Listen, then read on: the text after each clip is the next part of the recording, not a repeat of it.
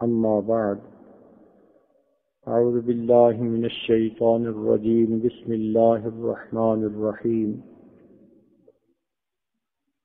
بل الإنسان على نفسه بصيرة ولو ألقى معاذيره سبحان ربك رب العزة عما يصفون وسلام على المرسلين والحمد لله رب العالمين اللهم صل على سيدنا محمد وعلى آل سيدنا محمد وبارك وسلم اللهم صل على سيدنا محمد وعلى آل سيدنا محمد وبارك وسلم اللهم صل على سيدنا محمد وعلى آل سيدنا محمد وبارك وسلم. آج کی گفتگو کا عنوان ہے دید قصور. یہ ایک ٹرم ہے جو امام ربانی مجدد رسانی رحمۃ اللہ علیہ نے اپنے مکتوبات میں پہلی مرتبہ استعمال فرمائی. دید قصور کا مطلب انسان کی نظر اپنے عیبوں پر رہے، اپنے عیبوں کو دیکھنا، اپنے عیبوں پر نظر رکھنا، اس کو دید قصور کہتے ہیں. اس ٹرم کے الفاظ سے ہی مقصد کا پتہ چل جاتا ہے. یہ بڑا اہم عنوان ہے اس لیے کہ اس پر انسان کی اصلاح کا دار و مدار ہے. ہمارے مشائخ نے یہ بات لکھی کہ جب اللہ رب العزت کسی بندے سے راضی ہوتے ہیں تو اس کے عیوب اس کی نظروں میں واضح فرما دیتے ہیں. جب اللہ تعالی کسی بندے سے راضی ہوتے ہیں تو اس کے عیوب اس کی نظر میں واضح فرما دیتے ہیں، اور جب اللہ تعالیٰ کسی سے ناراض ہوتے ہیں اس کے عیوب اس کی نظروں سے چھپا دیتے ہیں. عیب ہوتے ہیں، اس کو نہیں پتہ چلتا کہ میں کوئی گناہ بھی کرتا ہوں یا نہیں کرتا. شیطان انسان کے عملوں کو ایسے مدین کر دیتا ہے کہ بندہ اپنے تانبے کو بھی اپنا سونا سمجھتا ہے،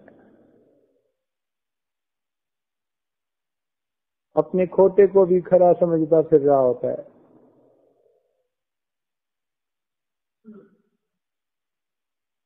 تو یہ بہت اہم عنوان ہے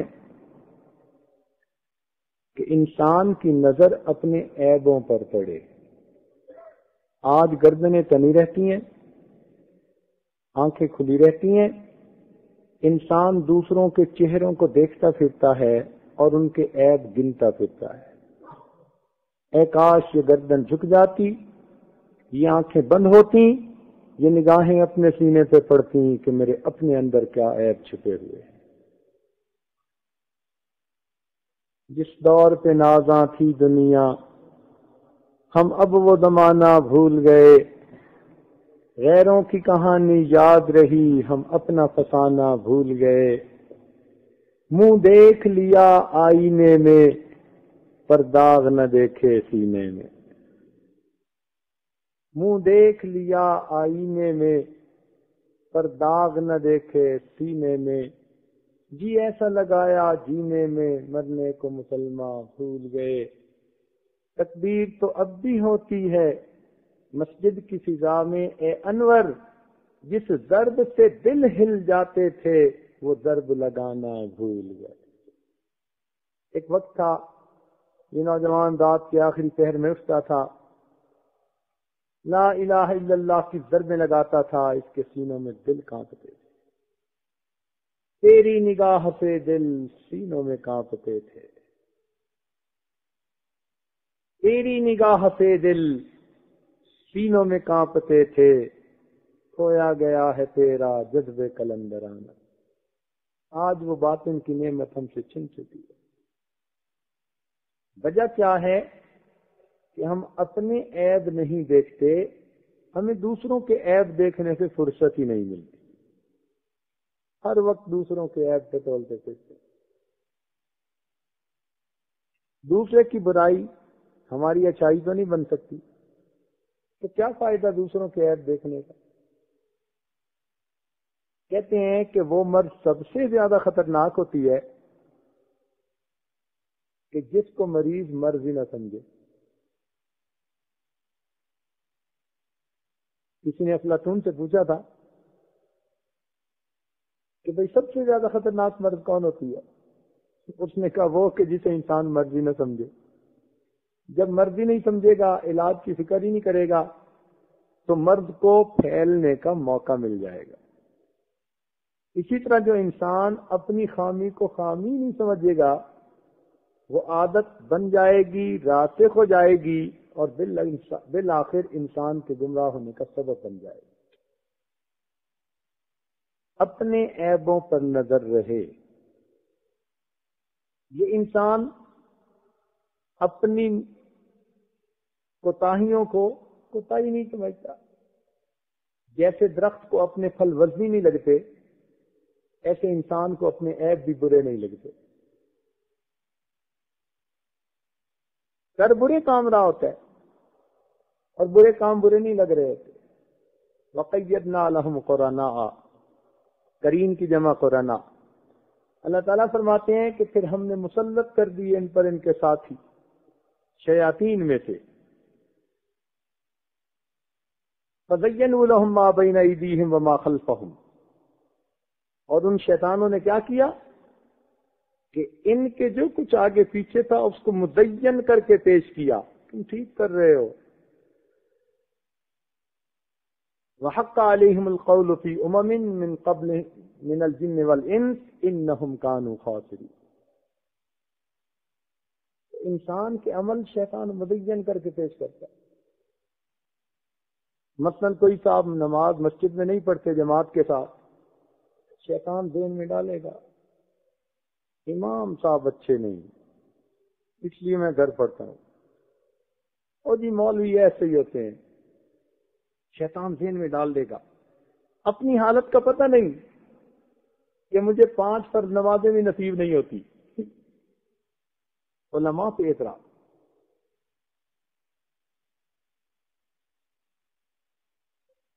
بزنس میں الٹا کام کرے گا، اور جی کیا کریں سبھی کرتے ہیں، اور جی کیا کریں سبھی کرتے ہیں۔ شیطان مزین کر دیتا ہے اعمال کو۔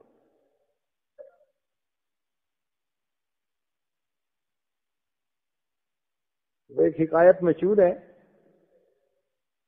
ایک چور تھا، اس کا بیٹا بھی چور نکلا۔ تو ایک دفعہ وہ اپنے والد کا کوئی سیاہ کارنامہ بیان کر رہا تھا، چوری کی واردات کہ ابو نے کیسے کی۔ تو بات کرتے ہوئے کہتا ہے کہ ابو نے جب فلاں گھر کا دروازہ کھولا تو آگے سے وہ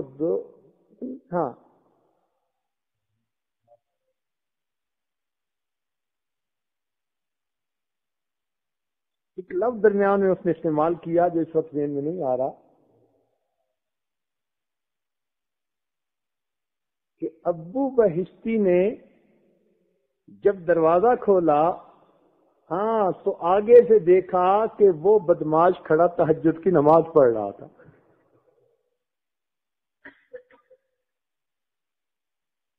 ابو بہشتی اور تہجد پڑھنے والا بدماش۔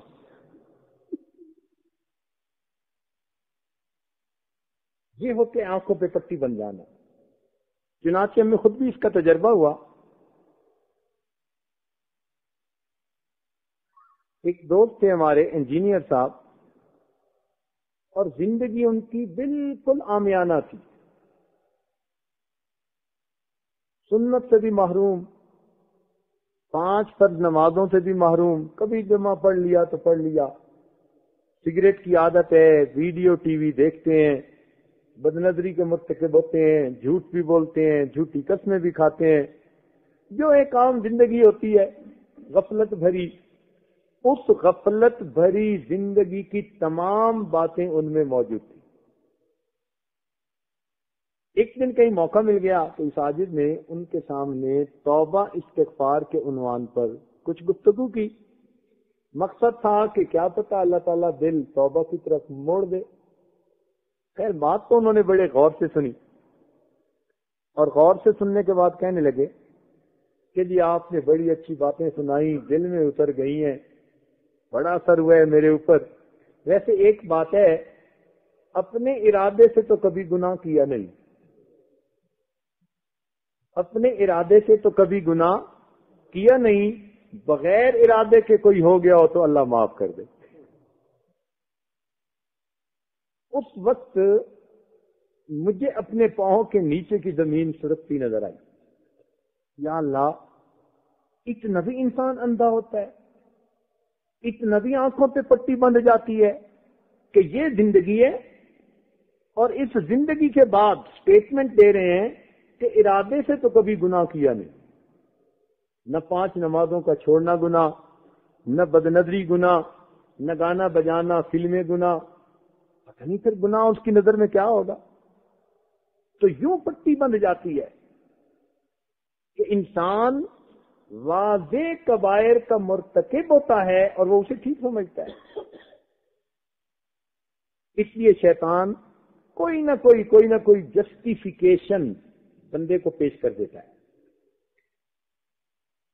ایک رشوت لینے والے صاحب نے کہا جی بات یہ ہے کہ ہم نے تو 2 ہی روٹی کھانی ہوتی ہے نا، ہم نے تو 2 ہی روٹی کھانی ہوتی ہیں، اور باقی پھر بیوی بچوں کا پیٹ پالنا بھی تو فرض ہے نا. رشوت لینے کے لیے شیطان نے دیکھو اس کے دماغ میں کیا بات ڈالی. کہتے جی ہم نے تو 2 ہی روٹی کھانی ہے نا، اور باقی بیوی بچوں کا پیٹ پالنا بھی تو فرض ہے نا، کیا کریں. تو نتیجہ کیا نکلا کہ انسان اپنے عیبوں کو عیب ہی نہیں سمجھتا.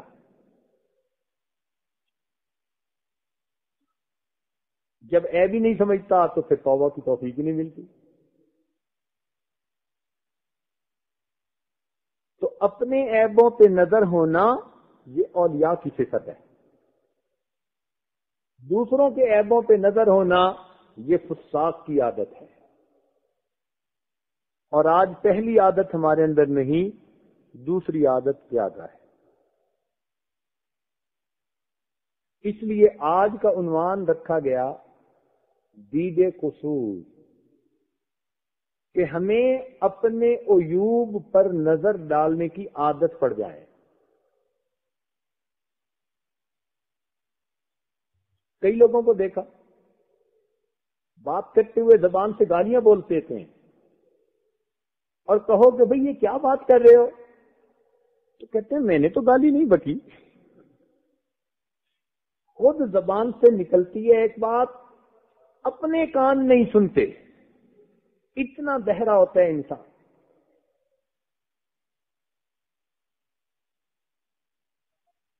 اور یہ بات تو آج بہت عام ہے، اپنی بات کو اپنے کان تھوڑے ہی سنتے ہیں.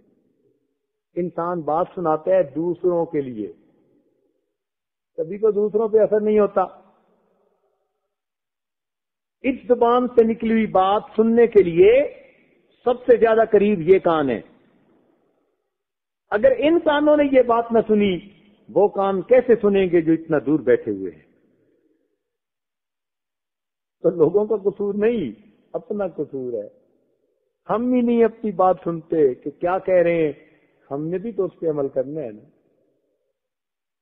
مصلح بننا آسان ہے اور صالح بننا بڑا مشکل کام ہے. دوسروں کو روک تو کر لیتا ہے بندہ، یہ نہ کرو وہ نہ کرو، یہ ایسے کرو وہ ایسے کرو، بڑی کمال کی تنقید کر لیتا ہے. لیکن صالح بن کر رہنا یہ بڑا مشکل کام ہے.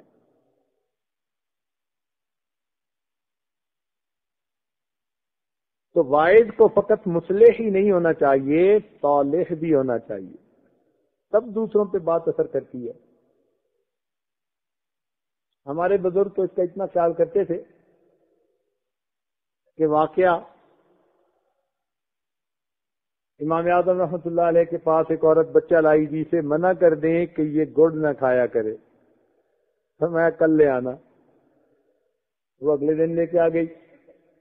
آپ نے کہا بچے گڑ نہ کھایا کرو. چلی گئی عورت، مگر جاتے جاتے ذہن میں خیال آیا. وہ کہنے لگی امام صاحب یہ بات تو کل بھی کر سکتے تھے، آپ نے مجھے خواہ مخواہ آج چکر ڈالا کہ پھر آنا، کل ہی کر دیتے. فرمان لگے کہ کل کیسے کرتا جبکہ خود میں نے ہی گڑ کھایا ہوا تھا. اس لیے آج کی بات کی کہ میں نہیں کھاؤں گا، پھر بچے کو منع کروں گا کہ بچے تم بھی گڑ نہ کھایا کرنا. تو ہمارے حضرات تو پہلے عمل کرتے تھے، پھر بات کرتے تھے، پھر اس کا اثر ہوا کرتا تھا آگے.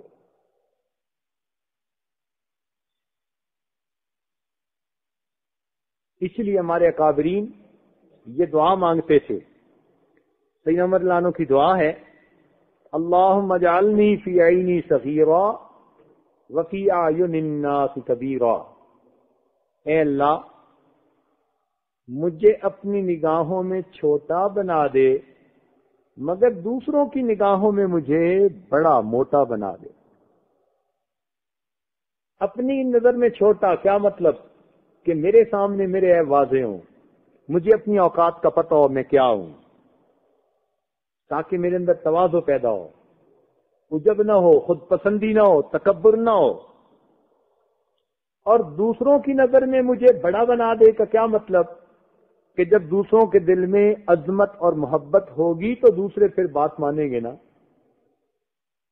تو دوسروں میں نظر میں مجھے پروقار بنا دیجئے تاکہ میں دین کی بات کروں تو لوگ بخوشی اس کو قبول کر لیں. اس لیے ہمارے اکابرین فرماتے تھے کہ خود کو ایسے ظاہر کرو جیسے ہو، خود کو ایسے ظاہر کرو جیسے ہو، یا پھر ویسے بن جاؤ جیسے اپنے آپ کو ظاہر کرتے ہو. درنگی تو ختم ہونی چاہیے نا. یا تو جیسے ہیں ویسے اوپر سے بھی بنے، اور اگر نہیں تو پھر جیسے اوپر سے بنے ہوئے ہیں اندر سے بھی ایسے ہی بن جائے.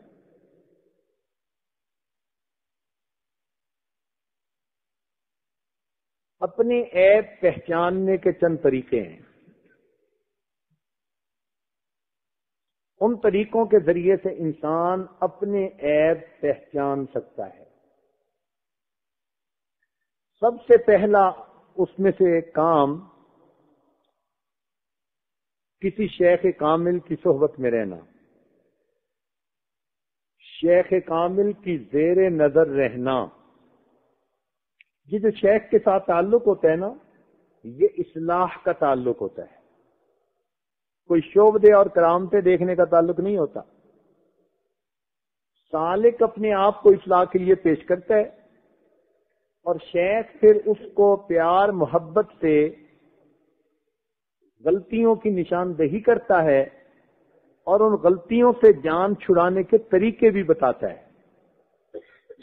یہ نہیں کہ پھر نقاد ہوتا ہے کہ تنقید کر دی ختم، نہیں، اسے لے کے چلنا ہوتا ہے. پھر سمجھاتا بھی ہے کہ اس برائی سے ایسے جان بچائیں اور اس کو ایسے چھوڑیں، اور پھر ان کے لیے دعائیں بھی کرتا ہے تہجد کی نماز میں، اے اللہ ان گناہوں سے اس کو محفوظ فرما لیجئے. نتیجہ کیا ہوتا ہے؟ اخلاص کی یہ دعائیں بالآخر اس انسان کے کام آتی ہیں، اللہ تعالیٰ اصلاح کا راستہ ہموار فرما دیتے ہیں. یہ مشائخ کی دعائیں بڑے کام آتی ہیں. دور بیٹھا کوئی تو دعائیں دیتا ہے، دور بیٹھا کوئی تو دعائیں دیتا ہے، میں ڈوبتا ہوں سمندر اچھال دیتا ہے. انسان ڈوبنے لگتا ہے، پھر اللہ تعالیٰ کی رحمت اسے پھر اچھال دیتی ہے، پھر اچھال دیتی ہے.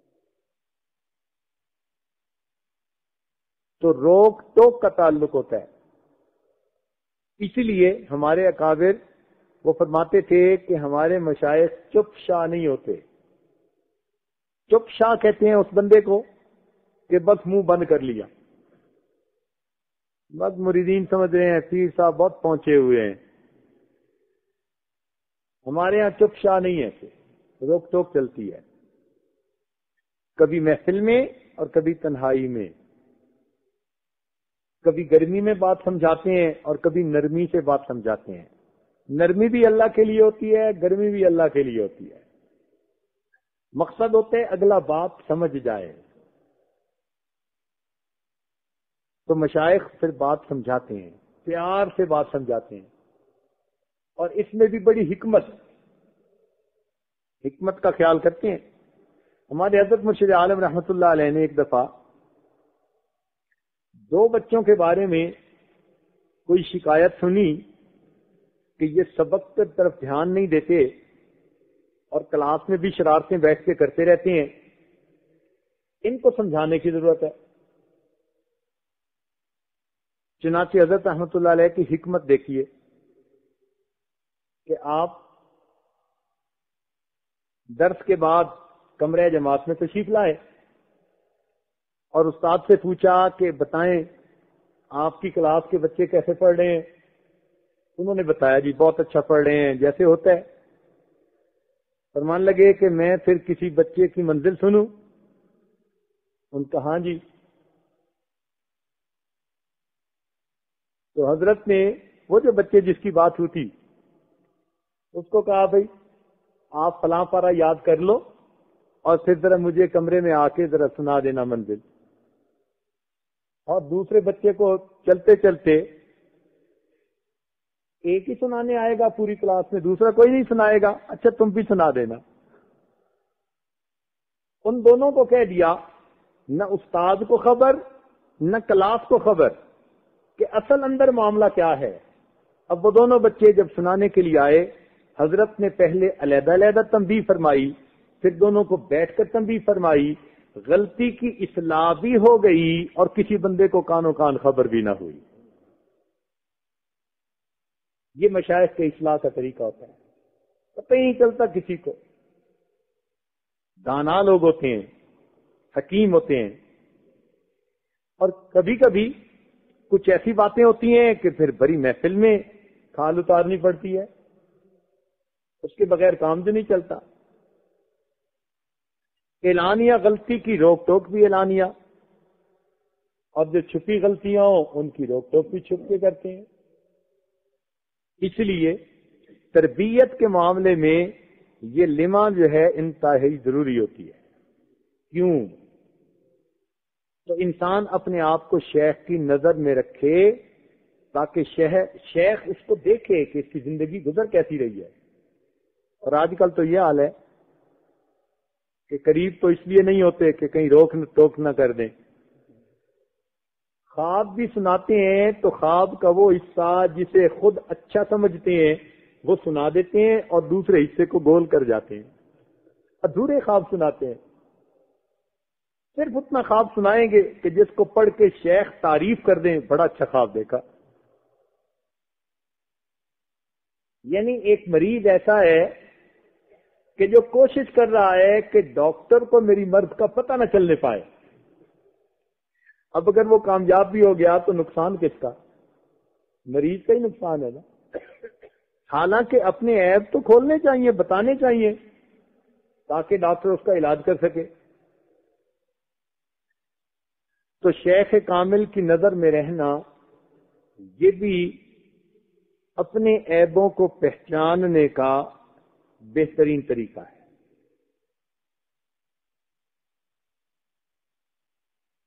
بھائی بستامی رحمت اللہ علیہ ایک مرید تھا، روز خواب میں جنت دیکھتا تھا، روز خواب میں جنت کے مناظر. چنانچہ یہ بات اس نے لوگوں میں بتا دی اور کمیونٹی میں پھیل گئی.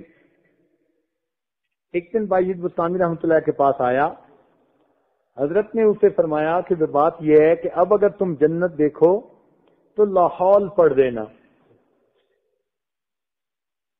اس کو بڑا غصہ آیا، دل میں سوچنے لگا کہ میرے شیخ میرے درجات پر جیلس فیل کرنے لگ گئے.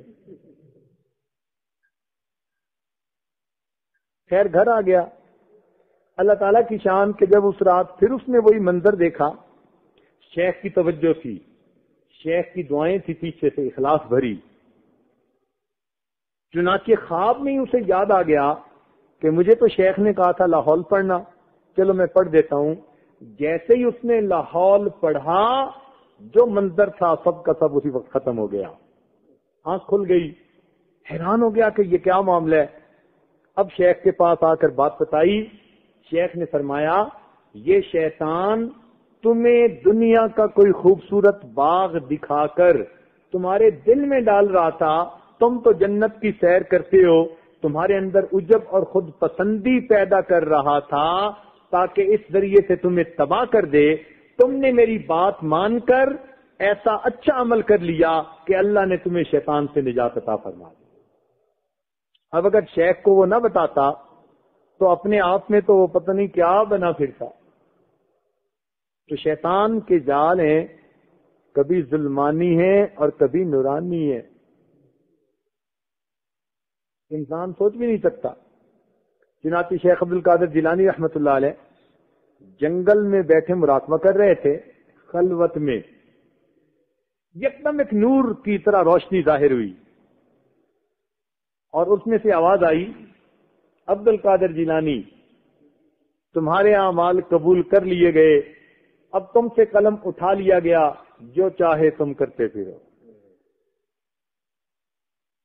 اب جب یہ پیغام انہوں نے سنا تو دل میں فوراً خیال آیا کہ اللہ تعالیٰ اپنے محبوب کو فرماتے ہیں وَاعْبُدْ رَبَّكَ حَتَّى يَأْتِيَكَ الْيَقِينُ، عبادت میں لگے رہیے حتیٰ کہ آپ کو موت آ جائے، اس دنیا سے آپ انتقال کر جائیں. تو میرا کہاں سے مقام آ گیا کہ جیتے جاگتے ایسے درجے پہ پہنچ گیا کہ قلم اٹھا لی گئی. تو آپ نے فرمایا لا حول ولا قوت الا باللہ. جب آپ نے کہا تو وہ تو شیطان تھا، بھاگا وہاں سے، مگر بھاگتے بھاگتے ایک بیک فائر کر گیا، ایک دوسرا وار کر گیا. کہنے لگا عبد القادر جیلانی میں نے اس ذریعے سے سینکڑوں اولیاء کو دھوکہ دیا مگر تو اپنے علم کی وجہ سے بچ گیا. اگر آپ کہہ دیتے ہاں تو آپ اس دوسرے دھوکے میں آ جاتے. آپ نے جیسے ہی سنا کہ عبد القادر جیلانی میں نے ہزاروں کو دھوکہ دیا اور گرا دیا، تم اپنے علم کی وجہ سے بچ گئے، آپ نے پھر کہا لا حول ولا قوت الا باللہ. مردود میں اپنے علم کی وجہ سے نہیں بچا، میں اپنے رب کے فضل کی وجہ سے بچ گیا ہوں. اب بتائیے جب اس کے ہتھ کنڈے ایسے ہیں تو پھر اس سے تو اللہ کی رحمت ہی سے بندہ بچ سکتا ہے نا، ہمارے بس میں تو نہیں ہے. تو شیخ کامل کی نظر میں رہنے کا فائدہ یہ کہ شیخ آئینے کی مانند اس بندے کو اس کا چہرہ دکھا دیتا ہے. چنانچہ استاد کے بغیر انسان کی اصلاح نہیں ہوتی. ایک چھوٹی سی مثال کہ جو طالب علم پرچہ کرنے بیٹھتا ہے وہ جب اس کا جواب لکھتا ہے تو اس کے ذہن میں اس کے سارے جواب بالکل ٹھیک ہوتے ہیں، لیکن جب ممتحن کے ہاتھ میں جاتے ہیں وہ بتاتے ہیں یہ ٹھیک ہے، یہ غلط ہے، یہ غلط ہے، یہ غلط ہے، اور وہ کہتے ہیں ہاں واقعی مجھ سے غلطی ہوئی. تو دیکھیے خود جب اپنی رائے دینے کا موقع تھا تو اس کی نظر میں اس کا سارا پیپر بالکل ٹھیک تھا، لیکن شیخ کے ہاتھ میں گیا اب اس کو ریئلائز ہوا کہ واقعی میں غلطی کر رہا تھا. اسی طرح انسان اپنے عیبوں کی اصلاح خود کرنا چاہے تو وہ غلطی کر جاتا ہے. اس لیے شیخ کامل کی صحبت میں رہنے سے اس کو اپنے صحیح عیوب کا پتہ چل جاتا ہے. اس لیے ہم نے دیکھا اکثر ڈاکٹر جو بیمار ہوتے ہیں نا وہ خود گولیاں نہیں لیتے، وہ اپنی نبض کسی اور سے چیک کرواتے ہیں، کسی اور ڈاکٹر سے پرسکرپشن لیتے ہیں. اس کی وجہ یہ کہ وہ کہتے ہیں کہ اپنے بارے میں اپنی رائے ٹھیک نہیں ہوتی، بائسڈ رائے ہوتی ہے بندے کی، تھرڈ پرسن کی اوپینین اچھی ہوتی ہے. اسی طرح شیخ کی رائے سالک کے بارے میں ایسی ہوتی ہے کہ وہ اس بندے کے عیوب اس کے سامنے کھل جاتے ہیں. دوسرا طریقہ کہ دیندار دوستوں کو یہ بتانا کہ بے اگر مجھ میں کوئی غلطی دیکھیں تو بتا دیا کریں. ایک تو ہے نا شیخ کی صحبت میں رہنا، ہر وقت تو یہ حاصل نہیں تو پھر جو دیندار دوست ہیں ان کو کہہ دینا کہ بھئی اگر آپ مجھ میں کوئی خامی دیکھیں تو مجھے بتا دیا کریں. ہمارا حال آج کل الٹا ہے. ہم دوست اسے سمجھتے ہیں جو ہماری تعریفیں کرے، اور اگر کوئی نشاندہی غلطی کی کر دے تو ہم اسے اپنا دشمن سمجھنے لگ جاتے ہیں. سیدنا عمر رضی اللہ عنہ فرماتے تھے کہ میں اس شخص کے لیے مغفرت کی دعا کروں گا جو شخص میرے پاس میرے عیبوں کا تحفہ لائے گا.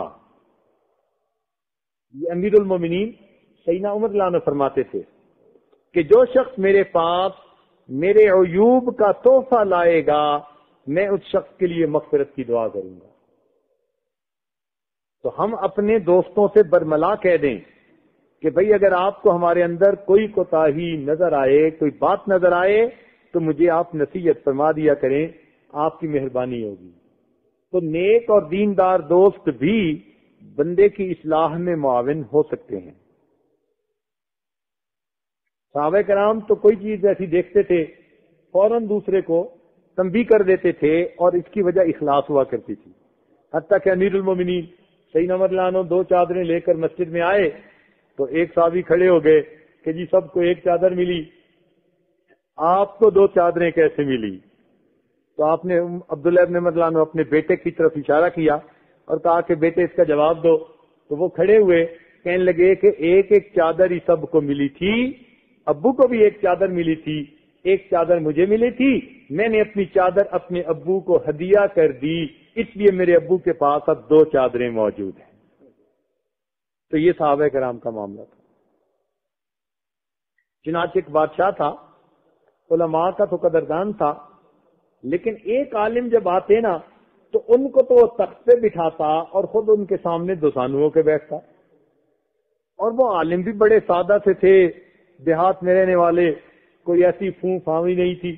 تو دوسروں کو یہ بات بڑی محسوس ہوتی کہ ہم تو اس سے زیادہ بڑے عالم اور زیادہ رتبے درجے والے، لیکن بادشاہ اس کی جو قدر کرتا ہے وہ بڑی بات ہے.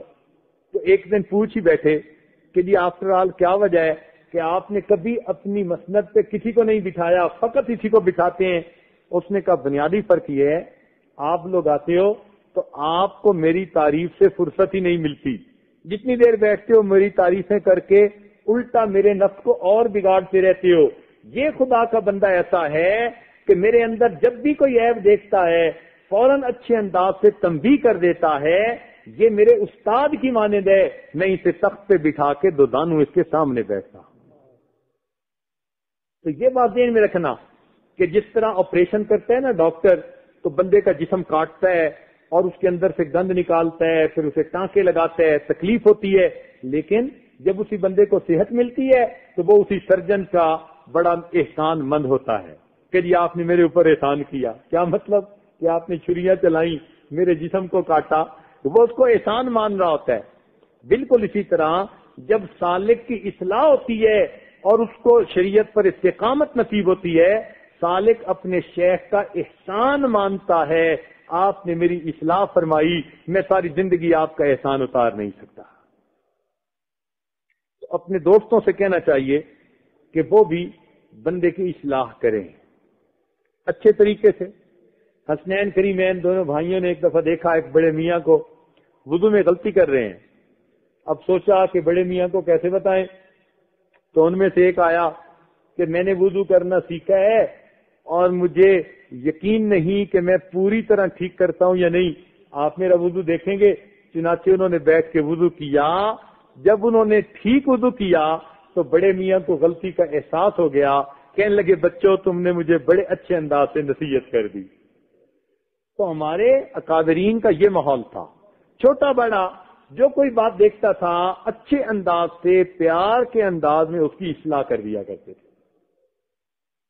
حضرت عمر رضی اللہ تعالیٰ عنہ کے زمانے میں جو گورنر تھے آپ ان کے بارے میں خیر خبر رکھا کرتے تھے، بہت ٹائٹ تھے اس معاملے میں کہ یہ کام ٹھیک کر رہے ہیں یا نہیں کر رہے. سعید بن عامر رضی اللہ تعالیٰ عنہ کے بارے میں رپورٹ ملی کہ جناب لوگوں کو ان سے بڑی شکایتیں ہیں. عمر رضی اللہ عنہ بڑے حیران کہ اللہ تعالیٰ نے مجھے جو بصیرت دی ہے اس کے ساتھ میں نے ان کو رکھا، اتنے نیک متقی پرہیزگار آدمی ہیں، لیکن پتہ نہیں لوگوں کو کیا شکایت ہے۔ حمد کے گورنر تھے، چنانچہ ایک مرتبہ عمر اللہ عنہ آئے اور انہوں نے آ کے کہا کہ بھئی کیا بات ہے، لوگوں کو آپ سے بہت اعتراض ہے۔ چنانچہ لوگوں کو بھی بلا لیا اور گورنر صاحب کو بھی بلا لیا، لوگوں سے پوچھا جناب آپ کو کیا اعتراض ہے؟ لوگوں نے کہا جی ہمیں ان سے 3 اعتراض ہیں۔ بھئی کون کون سے؟ کہ جی پہلا اعتراض تو یہ ہے کہ یہ صبح کے وقت اپنے گھر سے دیر سے آتے ہیں، دیر سے آتے ہیں۔ اچھا، پوچھا جی آپ اس کا جواب دیجئے۔ وہ کہنے لگے جی دیر سے میں اس لیے آتا ہوں کہ میرے گھر میں کام کرنے والی کوئی خادمہ تو ہے نہیں، بیوی اکیلی ہے، بچے بھی ہیں، تو کام کاج جو ہے اس میں اس کی ہیلپ کرنی پڑتی ہے، تو میں بچوں کو سنبھالنے میں مدد دیتا ہوں، میری بیوی کھانا بنا لیتی ہے، پھر وہ کھانا کھا کر میں اپنے کام کے لیے آ جاتا ہوں، اس لیے مجھے کچھ دیر لگ جاتی ہے۔ کہا جی تو پھر جائز بات ہے، اور بات بتائیے۔ کہنے لگے جی دوسری بات یہ کہ یہ رات کو بالکل کسی کی بات سنتے ہی نہیں ہے، منع ہی ہے کسی کا ان کے گھر کی طرف جانا۔ عمر اللہ عنہ نے فرمایا جی اس کا جواب دیں۔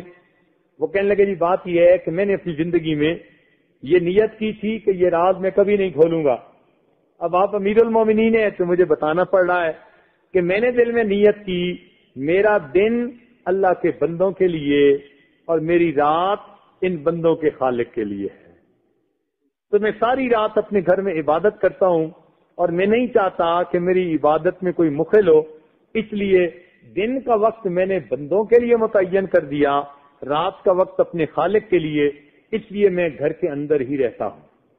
اچھا بھائی تیسری بات، ان کا جی ہفتے میں ایک دن تو یہ گھر سے نکلتے ہی نہیں ہے، دن میں بھی نہیں نکلتے۔ عمر اللہ عنہ سعید اللہ عنہ نے کہا کہ امیر المومنین بات یہ ہے کہ میرے پاس یہی ایک کرتا ہے جو آپ لباس دیکھ رہے ہیں، میرے پاس دوسرا لباس نہیں ہے، تو جمعہ کے دن میں فجر کے بعد اپنے ان کپڑوں کو دھو کے لٹکا دیتا ہوں اور خود کو تہبند سی باندھ لیتا ہوں، جتنی دیر میں کپڑے خشک ہوتے ہیں میں پھر نہا لیتا ہوں، پھر کپڑے بدل کے جمعہ کی نماز کے لیے آتا ہوں، جتنا وقت مجھے کپڑوں کے دھونے میں لگتا ہے اتنا وقت میں کام سے چھٹی کر لیا کرتا ہوں۔ یہ اس وقت کے گورنر تھے۔ عمر اللہ عنہ نے اللہ کا شکر ادا کیا کہ الحمدللہ اللہ تعالیٰ نے جو میری سلیکشن تھی وہ صحیح نکالی اور اللہ تعالیٰ نے مجھ پر رحمت فرما دی۔ تو گورنروں کی بھی حالات کا کھوج رکھا کرتے تھے، تو اس طرح اگر کوئی نیک دوست ہوگا نا تو وہ بندے کے اتار چڑھاؤ کو دیکھے گا، روز و شب کو دیکھے گا، تو وہ پھر اسے اخلاص سے بتائے گا کہ آپ یہ ٹھیک کر رہے ہیں اور آپ یہاں پر ٹھیک نہیں کر رہے۔ اس لیے کہتے ہیں المرء علی دین خلیلہ، انسان اپنے دوست کے دین پر ہوتا ہے۔ فلینظر احدکم من یخالل، تم میں سے کوئی دیکھے کہ وہ کس کو دوست بنا رہا ہے، کہ تم دوست کے دین پہ آ جاؤ گے۔ تو نیک دوست اگر بنا لیے جائیں تو وہ انسان کو نیکی کی تلقین کرتے رہتے ہیں۔ حدیث پاک میں فرمایا گیا المؤمن مرأۃ المؤمن، مومن مومن کا آئینہ ہے۔ کیا مطلب؟ آئینہ کا مطلب کہ آئینے میں انسان شکل دیکھتا ہے نا تو انسان کو اپنا چہرہ نظر آتا ہے، اسی طرح انسان کو اس کا دوست اس کی اپنی اصل شکل دکھا دیتا ہے۔ آج تو اگر دوست کوئی بات کر دے تو اس کو دشمن سمجھنا شروع کر دیتے ہیں۔ میرے دوستو، اگر آئینہ بتائے کہ تمہارے چہرے پر سیاہی لگی ہوئی ہے تو کبھی کسی نے آئینے کو توڑ دیا کہ کیسا واحد آئینہ ہے، میرے چہرے کے اوپر یہ سیاہی دکھا رہا ہے؟ ہر بندہ کہتا ہے شکر ہے آئینہ دیکھ لیا، مجھے پتہ چل گیا داغ لگا ہے، فوراً جا کے داغ کو دھو آتا ہے۔ اسی طرح اگر کوئی دوست اس کو اس کی غلطی بتا دے تو وہ برا نہیں ہوتا، وہ تو آئینے کی طرح اس کو حقیقت دکھا رہا ہوتا ہے۔ اس لیے غلطی بتانے والے کو کبھی بھی دشمن نہیں سمجھنا چاہیے، ہمیشہ اپنا محسن سمجھنا چاہیے کہ اس نے میری اصلاح میں میری مدد کی۔ یہ ہے دوسرا طریقہ. تیسرا طریقہ اپنے عیب جاننا یہ ہے کہ انسان اپنے دوستوں سے اپنے بارے میں رائے معلوم کرے، اپنے دشمنوں سے. دشمن ہے انسان کے اوپر بڑا بہترین تبصرہ کرتے ہیں،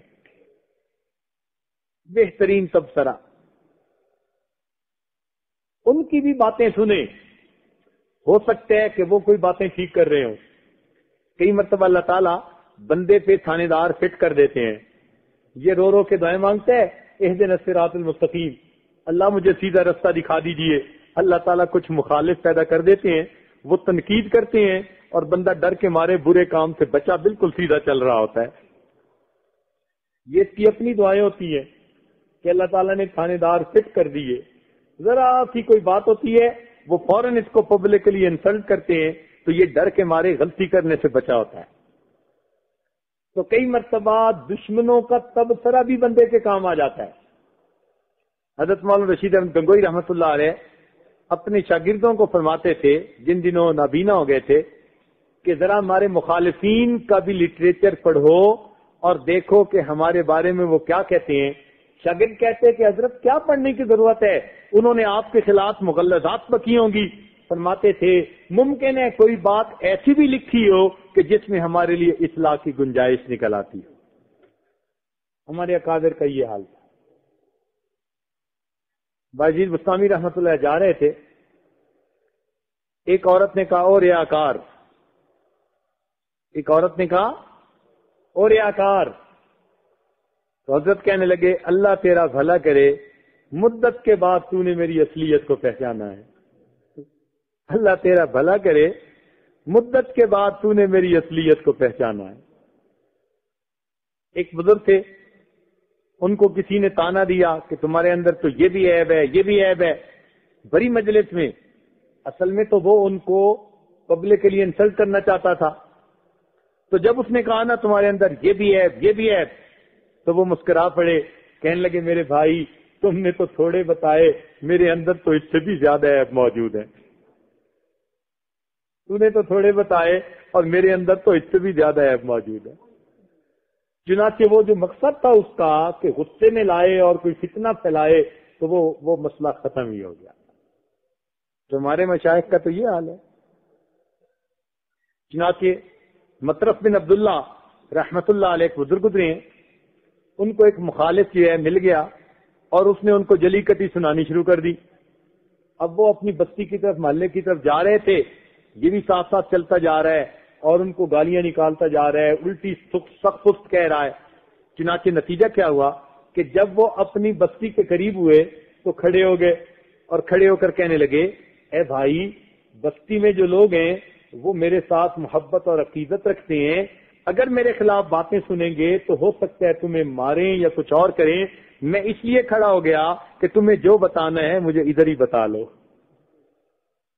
تمہیں جو کہنا ہے وہ ادھر ہی کہہ لو، آگے نہ جاؤ کہیں وہ تمہیں نقصان نہ پہنچائیں. تو ہمارے مشائخ اپنے دشمنوں کی بھی بات تحمل مزاجی سے سن کے سوچتے تھے کہ کہیں کوئی ایسی بات تو نہیں کہ واقعی جس میں سے اصلاح کا پہلو نکلتا ہو. تو یہ تیسرا طریقہ اپنے عیب پہچاننے کا. اور چوتھا کہ دوسروں کی غلطیوں سے عبرت پکڑنا.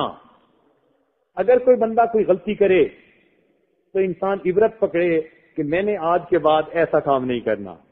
اس لیے کہتے ہیں السعید من وعظ بغیرہ. سعید وہ ہوتا ہے کہ جو دوسروں سے عبرت پکڑتا ہے، اور شقی وہ ہوتا ہے کہ جو خود اس پر گزرتی ہے تب اس کو سمجھ آتی ہے کہ مجھے یوں کرنا تھا، اپنے سے عبرت پکڑتا ہے. حضرت لقمان علیہ السلام سے کسی نے کہا تھا کہ حضرت آپ دانا کیسے بنے؟ بڑی توجہ طلب بات ہے. اس نے پوچھا کہ حضرت آپ دانا، آپ نے حکمت کہاں سے سیکھی؟ وہ فرمانے لگے کہ میں نے حکمت بے وقوفوں سے سیکھی. حکمت کی بات بے وقوفوں سے؟ فرمانے لگے ہاں، وہ ایسے کہ جب میں کسی بے وقوف کو بے وقوفی کرتے دیکھتا تھا میں فوراً نوٹ کرتا تھا کہ مجھے یہ کام ہرگز نہیں کرنا. تو میں نے دوسروں سے عبرت پکڑی اور اس کی وجہ سے اللہ نے مجھے وقت کا دانا اور حکیم بنا دیا.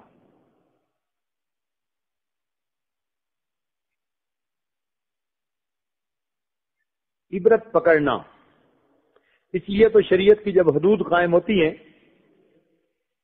تو شریعت نے کیا حکم دیا کہ تم میں سے ایک مجمع اکٹھا ہو جائے. وہ لوگوں کو اکٹھا کرنے کا کیا مطلب ہوتا ہے کہ اکٹھا ہونے والے عبرت حاصل کریں کہ اگر اس نے چوری کی اور ہاتھ کٹے تو ہم نے آج کے بعد چوری نہیں کرنی. فلاں نے جرم کیا سزا ملی، ہم نے جرم نہیں کرنا. تو شریعت بھی چاہتی ہے کہ انسان دوسروں سے عبرت پکڑے اور اپنی کوتاہیوں سے معافی مانگے. کہتے ہیں کہ کوا عبرت پکڑتا ہے، کتا عبرت نہیں پکڑتا. چنانچہ کتا اگر کسی مردار کو کھا رہا ہو اور اس کتے کو کوئی مار دے تو دوسرے دن نیا کتا آ کے کھڑا ہوگا مردار کو کھانے کے لیے. تو کتا عبرت نہیں پکڑتا. لیکن اگر کسی جگہ کسی کوے کو مار دیا جائے، اوہو کوے ایسا شور مچا کے میسج دے دیتے ہیں، اس علاقے میں کچھ عرصے کے لیے کوے آنا ہی چھوڑ دیتے ہیں. تو کوا عبرت پکڑتا ہے. کتے کے اندر اتنی محبت ہوتی ہے گوشت کی کہ یہ عبرت نہیں پکڑتا. اسی طرح دنیا دار بھی عبرت نہیں پکڑتے. ان کی مثال بھی ایسی کہ لاب روز دیکھتے ہیں کہ فلاں بندے نے سود پہ پیسے لیے، اس کا کاروبار ڈوب گیا. خود بھی لے رہے ہوتے ہیں، پتہ بھی ہے کہ فلاں ڈوبا، پھر خود بھی لے رہے ہوتے ہیں. پتہ ہے کہ فلاں بندہ صدر بنا تو ملک بدر ہوا، پھر اس کے بعد نیا اٹھ رہا ہوتا ہے جی مجھے صدر بنا دیجئے. عبرت نہیں پکڑتے کہ پہلوں کا کیا بنا. عبرت پکڑنا عقل مند انسان کا کام ہوتا ہے. اس لیے کہتے ہیں کہ عقل مند دوسروں کی غلطیوں سے سبق سیکھتا ہے اور بے وقوف انسان اپنی غلطیوں سے سبق سیکھتا ہے. اپنا محاسبہ روزانہ کرنا چاہیے اور اللہ تعالیٰ سے دعا بھی کرنی چاہیے کہ رب کریم ہماری غلطیاں ہماری نظر میں واضح فرما دے. یہ محاسبہ انتہائی ضروری ہے. حضرت مولانا فرماتے تھے حاسبو قبل ان تحاسبو، تم اپنا محاسبہ کرو اس سے پہلے کہ تمہارا محاسبہ کیا جائے. اپنا محاسبہ انسان خود کر لے. ایک عالم تھے حضرت خواجہ برہان الدین غریب رحمت اللہ علیہ سے بیعت تھے. وہ حضرت کے پاس آئے اور کہنے لگے کہ حضرت جس قدر اپنے نفس کے عیوب دور کرتا ہوں اسی قدر اور زیادہ مجھے نظر آتے ہیں. یہ کہا اس نے، حضرت جس قدر میں اپنے نفس کے عیوب دور کرتا ہوں اسی قدر مجھے اور زیادہ نظر آتے ہیں. حضرت نے فرمایا کہ انسان کامل کی یہی پہچان ہے. تو انسان کامل کی یہی پہچان، جتنے عیب وہ نکالتا ہے اس کو اپنے اندر اس سے بھی زیادہ عیب نظر آ رہے ہوتے ہیں. چنانچہ ہمارے مشائخ نے فرمایا کہ آدمی اپنے آپ کو دوسروں سے کم تر سمجھے. یہ بات ذرا توجہ طلب ہے، یہ بات توجہ طلب ہے. حضرات ذرا دل کے کانوں سے سنیں، فائدہ ہوگا. ہے سادہ سی بات مگر اہم بات ہے.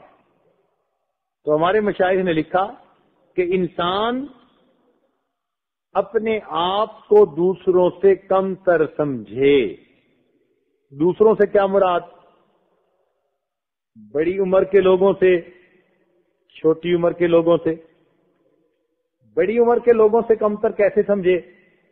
کہ یوں دل میں سوچے کہ یہ عمر میں بڑے ہیں، ان کو اللہ نے لمبی عمر دی، زیادہ وقت دیا، انہوں نے زیادہ نیکیاں کی ہوں گی اور ان کی نیکیاں تو میری نیکیوں سے زیادہ ہیں، لہذا یہ مجھ سے بہتر ہیں اور میں ان سے کم تر ہوں. اور اگر عمر میں چھوٹا ہو تو اس کو بھی اپنے سے بہتر سمجھیں اور اس وقت یہ سوچیں کہ یہ چھوٹا ہے، اس نے تھوڑی عمر گزاری، تھوڑے گناہ کیے، اس کے گناہ تھوڑے ہیں، میرے گناہ زیادہ ہیں، لہذا مجھ سے یہ چھوٹی عمر کا بندہ زیادہ بہتر ہے. تو بڑی عمر والے کو بھی اپنے سے بہتر سمجھیں اور چھوٹی عمر والے کو بھی اپنے سے بہتر سمجھیں. اچھا، اور آگے ایک پوائنٹ، عالم کو بھی اپنے سے بہتر سمجھیں اور بے عمل غافل کو بھی اپنے سے بہتر سمجھیں. اب یہ بات ذرا عجیب ہو گئی. عالم کو تو بہتر سمجھنا آسان کہ انسان یہ سمجھے کہ بھئی اللہ نے اسے علم دیا، نبی علیہ السلام کا وارث بنایا، لہذا وہ ہم سے زیادہ بہتر ہے. یہ تو بات ذرا سمجھ میں جلدی آ جاتی ہے. لیکن یہ سمجھنا کہ یہ فاسق بندہ جو کبیرہ کا مرتکب ہو رہا ہے، گناہگار بندہ، بے نمازی بندہ، یہ بھی مجھ سے بہتر ہے، اس کے لیے نفس آمادہ نہیں ہوتا. نفس کہتے ہیں جی کیسے وہ ہم سے بہتر ہے، ہم بہتر ہیں. مگر بزرگوں نے کہا نہیں، اس کو بہتر سمجھو. وہ کیسے؟ وہ اس لیے کہ اس وقت وہ آدمی گناہ کر رہا ہے اور اس کے گناہوں کا ڈھیر بہت زیادہ ہے. شریعت نے ایک حکم دیا کہ جب کوئی بندہ سچی توبہ کر لیتا ہے، اولئک یبدل اللہ سیئاتہم حسنات، اللہ تعالیٰ ان کے گناہوں کو ان کی نیکیوں میں بدل دیتا ہے. لہذا اس بات کے چانسز موجود ہیں کہ وہ بندہ کسی وقت بھی سچی توبہ کرے تو اللہ تعالیٰ اس کے گناہوں کو نیکیوں میں بدل دے گا اور اس کی نیکیاں پھر ہماری نیکیوں سے زیادہ ہو جائیں گی. لہذا چانس موجود ہے کہ بھئی وہ ہم سے زیادہ جو ہے بڑا ہو جائے.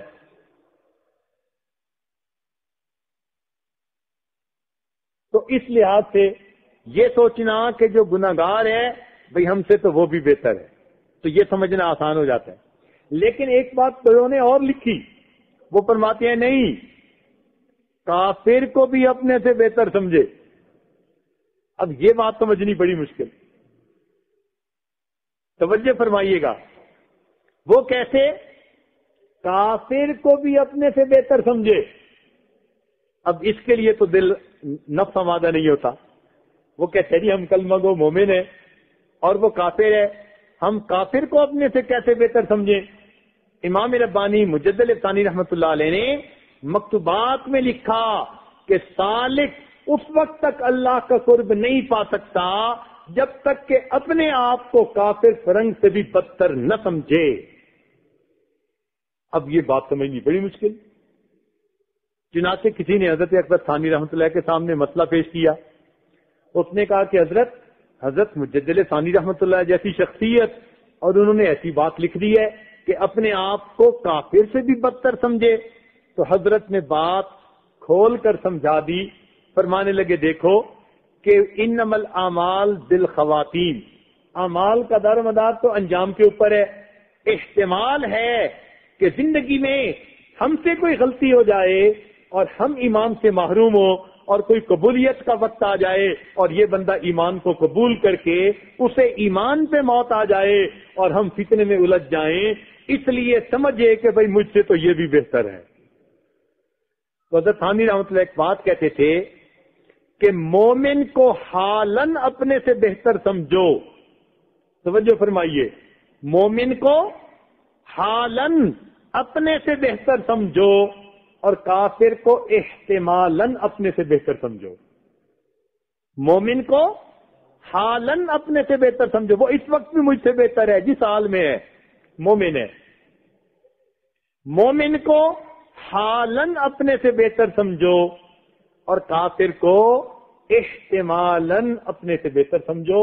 احتمال ہے اللہ تعالیٰ اس کو اگر ایمان عطا فرما دے، الاسلام یہدم من کان قبلہ، اسلام اپنے پہلے سے سب گناہوں کو دھو دیتا ہے، چنانچہ وہ گناہوں سے پاک ہو کر جائے گا ہم سے، تو پھر وہی بہتر ہو جائے گا. تو اب یہ مسئلہ سمجھنا آسان ہو گیا. بلکہ امام صاحب نے، امام ربانی مجلس نے ایک عجیب بات لکھی. وہ فرماتے ہیں اپنے آپ کو خسیس کتے سے بھی بدتر سمجھے. دیکھا نفس کو ایسے باندھا رگڑا دیا ہے نا ہمارے مشائخ نے کہ مزہ آ جاتا ہے. اپنے آپ کو خسیس کتے سے بھی بدتر سمجھے، یعنی جس کو خارش ہوتی ہے نا، اس خارش زدہ کتے سے بھی اپنے آپ کو بدتر سمجھے. اب نفس آمادہ نہیں ہوتا کہ جی ہم انسان ہیں، افضل جو ہے اشرف المخلوقات ہیں، ہم کیسے برے ہو گئے اور کتا بہتر ہو گیا؟ مگر ہمارے مشائخ نے بات سمجھائی. وہ کہنے لگے اگر کتے کا اپنے مالک سے تعلق دیکھو اور اپنے مالک سے تعلق دیکھو تو تمہارا دل گواہی دے گا کتا اپنے مالک کا زیادہ وفادار ہے، ہم اپنے مالک کے اتنے وفادار نہیں ہیں. تو بات تو بالکل ٹھیک. مثلا کتا اپنے مالک کا گھر در چھوڑ کے کبھی نہیں جاتا.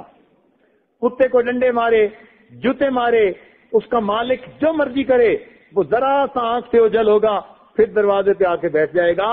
کتا اپنے مالک کا در چھوڑ کے کبھی نہیں جاتا. مگر مومن کا حال دیکھو، ذرا سی کاروباری پریشانی آئی اور یہ مسجد کا دروازہ بھول گیا. 1 مہینے سے مسجد ہی نہیں آ رہے. ارے صاحب کیا ہوا؟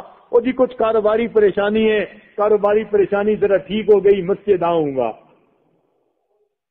لو، کاروباری پریشانی پر مسجد کا دروازہ ہی بھول گئے. تو ہم سے تو کتا ہی بہتر کہ جس کو جوتے پڑتے ہیں اور اس کے باوجود وہ مالک کا در نہیں چھوڑتا. ہمیں ذرا سی کوئی پریشانی آتی ہے، ہم اپنے مالک کا در اسی وقت چھوڑ بیٹھتے. تو واقعی اگر ہم اپنی اوقات دیکھنا چاہیں تو بات اسی طرح ہے کہ ہم سے تو کتا اپنے مالک کا زیادہ وفادار ہے.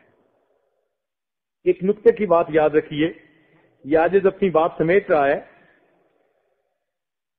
نقطے کی بات یہ ہے کہ انسان اپنے بارے میں ہمیشہ خوش فہمی میں مبتلا ہوتا ہے. اپنے بارے میں ہمیشہ خوش فہمی میں مبتلا ہوتا ہے. جبکہ مشائخ کی صحبت میں آتا ہے تو مشائخ اس کو اپنے بارے میں بدگمان کر دیتے ہیں. دوسروں کے بارے میں خوش فہمی، اپنے بارے میں بدگمانی. جبکہ عام بندہ اپنے بارے میں خوش فہمی اور دوسروں کے بارے میں بدگمانی. شیخ سعدی رحمت اللہ علیہ فرماتے ہیں مرا پیر دانائے مرشد شہاب، دو اندر سے فرمود بر روئے آپ، یکے آنکھ کے برخیر بدبی مباش، دیگر آنکھ کے برخیش خود بھی مباش. میرے شیخ نے دریا کے کنارے 2 لفظوں میں مجھے تصوف سمجھا دیا، معرفت کا نچوڑ سمجھا دیا. وہ کیا تھا کہ دوسروں کے اوپر بدبی نہ ہونا اور اپنے اوپر خود بھی نہ ہونا. بس 2 باتیں جس نے سمجھ لی اس نے گویا پوری معرفت کو سمجھ لیا. دوسروں کے اوپر بدبی نہ ہونا یعنی دوسروں کی غلطیاں تلاش نہ کرنا اور اپنے بارے میں خوش فہمی میں نہ رہنا، بلکہ اپنے بارے میں بدبی ہونا، اپنی غلطیاں دیکھنا کہ میرے اندر کیا کوتاہیاں ہیں. اور اتنی عجیب بات ہے، انسان کو دوسروں کی غلطیوں کا اگر شک بھی پڑ جاتا ہے انسان ان سے نفرت کرنے لگ جاتا ہے، جبکہ اپنی غلطیوں کا یقین ہوتا ہے پھر بھی اپنے نفس کے ساتھ محبت کرتا ہے.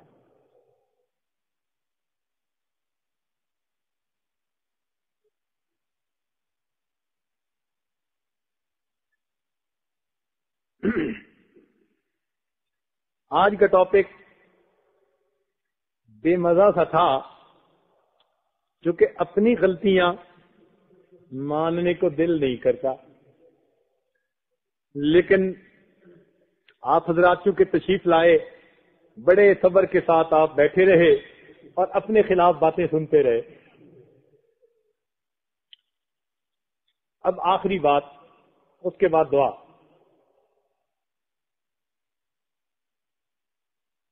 اور یہ بات توجہ طلب ہے بالخصوص علماء کے لیے.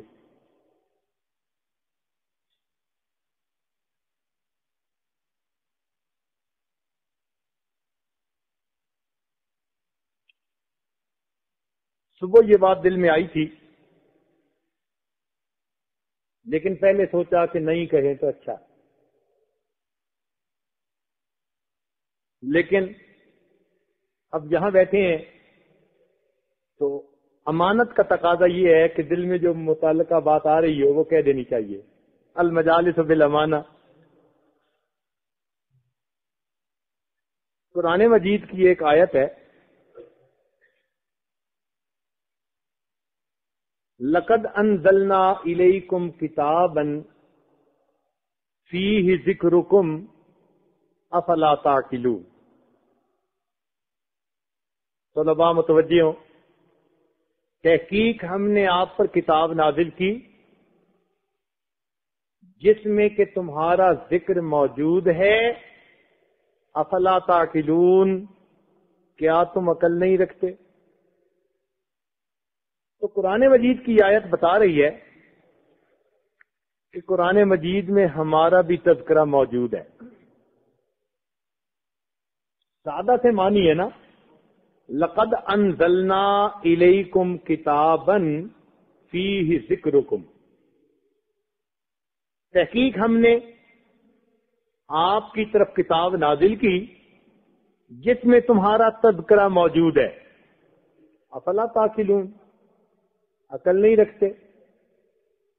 تو معلوم ہوا کہ اگر ہم قرآن مجید کی طرف رجوع کریں تو ہمارا تذکرہ قرآن مجید میں کہیں نہ کہیں موجود ہے. کس آیت میں موجود ہے؟ وہ آیت ڈھونڈنی پڑتی ہے. وہ آیت ڈھونڈنی پڑتی ہے کہ کس آیت کے ہم مصداق ہیں. اس عاجز نے آج اس آیت کو مد نظر رکھتے ہوئے جب قرآن مجید کا آئینہ دیکھا تو ایک آیت بالکل اپنے اوپر فٹ ہوتی نظر آئی، 100%،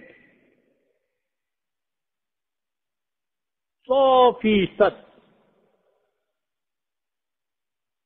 بس وہ آیت پڑھ دیتے ہیں، علماء ترجمہ جانتے ہیں، وہ سمجھ جائیں گے، اور اصل میں اشارہ انہی کو کرنا کافی ہے. اللہ تعالیٰ ایک جگہ ایک بندے کا تذکرہ کرتے ہیں. اس عاجز کو قرآن کے آئینے میں وہ بندہ اپنی ذات نظر آتی ہے. ہو بہو وہ آیت فٹ ہوتی ہے، اور جب اس کو پڑھتا ہے تو پتہ چلتا ہے کہ اللہ نے قرآن پاک میں ہمارا بھی تذکرہ کر دیا. بس اس آیت کو ذرا بار بار پڑھیں گے نا، 2-4 بار تنہائی میں، تو اپنی اوقات کا پتہ چل جائے گا. اللہ تعالیٰ ارشاد فرماتے ہیں وَضَرَبَ اللَّهُ مَثَلًا عَبْدًا مَمْلُوكًا، اور اللہ تعالیٰ مثال بیان فرماتا ہے ایک بندے کی جو غلام ہے. لا يقدر على شيء، کسی چیز پر اس کی قدرت نہیں، پلے اس کے کچھ نہیں، مگر حالت کیا ہے؟ وَهُوَ كَلٌّ عَلَى مَوْلَى، اپنے مالک کے اوپر بوجھ بنا ہوا ہے. اَيْنَمَا يُوَجِّهُ لَا يَأْتِ بِخَيْرٍ، جہاں بھی جاتا ہے کہیں سے خیر نہیں لے کے آتا. ذرا تنہائی میں اس آیت کو پڑھ کے دیکھنا کہ کہیں ہم بھی بوجھ تو نہیں بنے ہوئے، کیونکہ اللہ تعالیٰ نے انسان اور جنوں میں سے جو کبائر کے مرتکب ہیں ان کو اپنی زمین کا بوجھ کہا ہے. فرمایا سنفرغ لکم ایھا الثقلان، اے میری زمین کے بوجھو، ہم اپنے آپ کو تمہارے لیے فارغ کر رہے ہیں. جو کبائر کے مرتکب ہوتے ہیں وہ اللہ کی زمین پر بوجھ ہیں. تو ایسا تو نہیں کہ کہیں ہم بھی بوجھ بنے ہوئے ہیں. تو اس آئینے میں ہمیں اپنی شکل نظر آئے گی. وَضَرَبَ اللَّهُ مَثَلًا عَبْدًا مَمْلُوكًا، اور اللہ تعالیٰ مثال بیان کرتا ہے ایک بندے کی جو مملوک ہے، غلام ہے، مگر لا يقدر علی شیء، کسی چیز پر اس کی قدرت نہیں، اس کے پاس کچھ نہیں ہے. وَهُوَ كَلٌّ عَلَى مَوْلَى، اپنے مالک پہ بھی بوجھ بنا ہوا ہے. اور عجیب بات یہ کہ اینما یوجہ لا یأتی بخیر، جہاں کہیں بھی جاتا ہے کہیں سے خیر نہیں لے کے آتا. اب اگر ہماری یہ حالت ہے تو ہمیں پھر اپنے آپ کو بدلنا کیسے ہے؟ بس اس بات کو ذرا سوچئے گا، کسی دوسری محفل میں آپ کو پھر اس کا جواب دے دیں گے، لیکن آج کی رات صرف اس کے معنی پر، یہ جو آیت ہے نا، اس کے معنی پر غور کرنا اور اپنی زندگی کو اس آیت کے تناظر میں دیکھنا، اتنی سی اسائنمنٹ دے دیتے ہیں، انشاءاللہ صبح تک آپ پر حقیقت واضح ہو جائے گی۔ رب کریم ہمیں اپنی اوقات ہر وقت مد نظر رکھنے کی توفیق عطا فرما دے۔ وآخر دعوانا الحمدللہ رب العالمین۔ نہ تھی اپنی برائیوں کی جو خبر، رہے دیکھتے اوروں کے عیب و ہنر۔ نہ تھی اپنی برائیوں کی جو خبر، رہے دیکھتے اوروں کے عیب و ہنر۔ پڑی اپنی برائیوں پہ جو نظر، تو نگاہ میں کوئی برا نہ رہا۔ جب اپنی برائیوں پہ نظر پڑتی ہے پھر بندے کو سب اچھے لگتے ہیں، بس اس کو اکیلا ایک بندہ اپنا آپ برا لگ رہا ہوتا ہے۔ اللہ تعالی ہمیں اچھا بننے کی توفیق عطا فرما دے۔ وآخر دعوانا، تھوڑی دیر مراقبہ کر لیجیے۔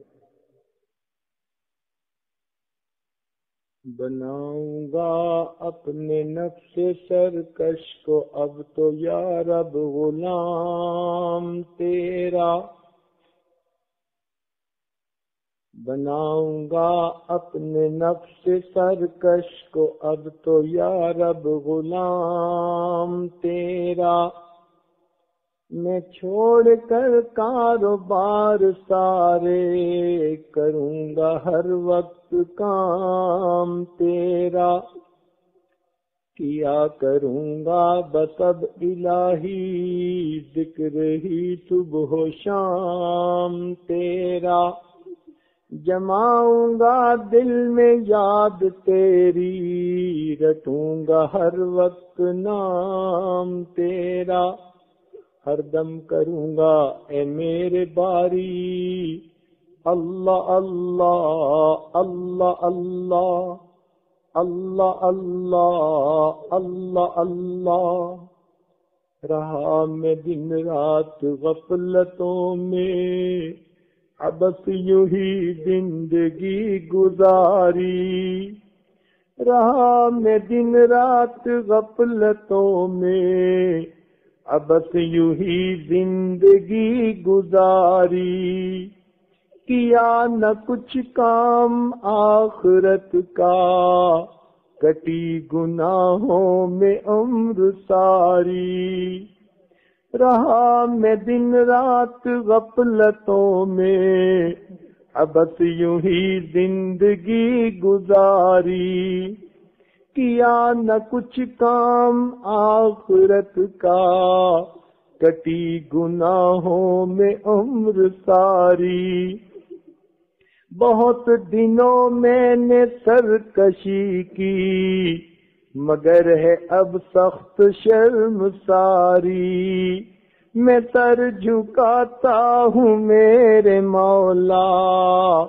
میں توبہ کرتا ہوں میرے باری، بہت دنوں میں نے سرکشی کی مگر ہے اب سخت شرم ساری، میں سر جھکاتا ہوں میرے مولا، میں توبہ کرتا ہوں میرے باری، رہا میں دن رات غفلتوں میں ابس یوں ہی زندگی گزاری، کیا نہ کچھ کام آخرت کا کٹی گناہوں میں عمر ساری، بہت دنوں میں نے سرکشی کی مگر ہے اب سخت شرم ساری، میں سر جھکاتا ہوں میرے مولا، میں توبہ کرتا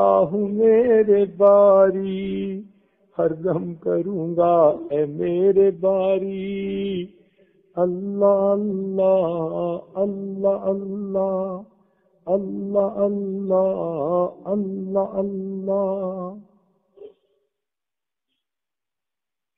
لا الہ الا اللہ محمد رسول اللہ سبحان ربي العلى الوهاب اللهم صل على سيدنا محمد وعلى آل سيدنا محمد وبارك وسلم.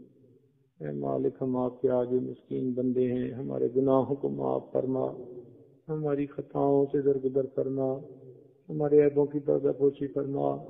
اللہ ہماری نگاہوں کو پاک فرما، ہمارے دلوں کو صاف فرما، اللہ ہمارے دلوں کو صاف فرما، ہماری حالت پر رحمت کی نظر فرما.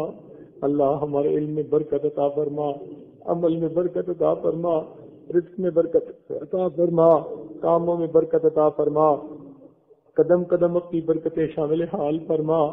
اے اللہ جو گناہ ہم نے دن میں کیے معاف فرما، جو راتوں میں کیے معاف فرما، جو محفل میں کیے معاف فرما، جو تنہائیوں میں کیے معاف فرما. مالک جو گناہ ہمیں یاد ہے وہ بھی معاف فرما، اور جو کر کے ہم بھول گئے وہ گناہ بھی معاف فرما. میرے مالک ہمیں برے دن سے محفوظ فرما، بری رات سے محفوظ فرما، برے کاموں سے محفوظ فرما، برے انجام سے محفوظ فرما. اللہ جو گناہ ہمیں یاد ہیں وہ بھی معاف فرما، جو کر کے بھول گئے وہ گناہ بھی معاف فرما. میرے مولا ہماری اصلاح فرما. اللہ ہم گناہوں کے پلندے ہیں، میرے مولا ہم اندر سے بہت گندے ہیں. اے مالک آپ کے سامنے کوئی جھوٹ نہیں چل سکتا، آپ کے سامنے حقیقت حال کھلی کتاب کی مانند ہے. میرے مولا ہم پر رحمت کی نظر فرما دیجئے، ہماری اصلاح فرما دیجئے، ہمارے من کو دھو دیجئے، اندر کی برائیوں کو ختم کر دیجئے. اللہ ہم کب تک دوغلی زندگی گزارتے پھریں گے، دو رنگی کی زندگی گزارتے پھریں گے. میرے مالک ہم کب تک ایک چہرے پہ کئی چہرے سجاتے پھریں گے.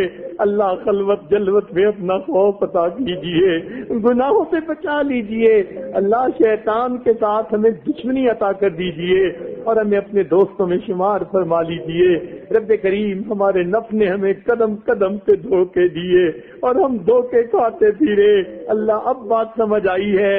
اللہ ہمارے نفس کی خرابیاں ہمارے سامنے واضح کر دیجئے. اللہ ہمیں اپنے جو ہے حقیقت حال سے خبردار فرما دیجئے اور لوگوں کے ساتھ حسن ظن عطا فرما دیجئے. رب کریم ہماری ان دعاؤں کو اپنی رحمت سے قبول فرمائیے. اے اللہ جتنے لوگ اعتکاف میں بیٹھے ہیں، میرے مالک دور دور سے کئی چل کے آئے ہیں، اللہ جو ارادے لے کے آئے ہیں ان کے ارادے پورے فرما دیجئے. رب کریم دلوں کو نور سے بھر دیجئے. اے اللہ ہم تو سائل ہیں، دامن پھیلائے بیٹھے ہیں، سخی کے دروازے کے اوپر صدا لگا رہے ہیں. میرے مالک کرم فرما دیجئے اور ہماری توبہ قبول کر لیجئے. رب کریم ہماری اصلاح فرما دیجئے، ہمیں شریعت و سنت والی زندگی عطا فرما دیجئے، پوری امت کو ہدایت عطا فرما دیجئے. اے اللہ دنیا میں جہاں جہاں مسلمان پریشان ہیں سب کی پریشانیوں کو دور کر دیجئے. حرمین شریفین کی حفاظت فرمائیے. ہمارے والدین عزیز اقارب مشائخ دنیا سے فوت ہو چکے ان کی مغفرت فرما دیجئے، جن کی آپ نے مغفرت کر دی قرب کے اعلیٰ درجات عطا کر دیجئے. رب کریم جنہوں نے ہمیں دعاؤں کے لیے کہا یا جن کے ہم پر حقوق ہیں یا جو ہم سے توقع رکھتے ہیں ان کو بھی ان دعاؤں میں شامل فرما لیجئے. ربنا تقبل منا انك انت السميع العليم تب علينا انك انت التواب الرحيم. صلی اللہ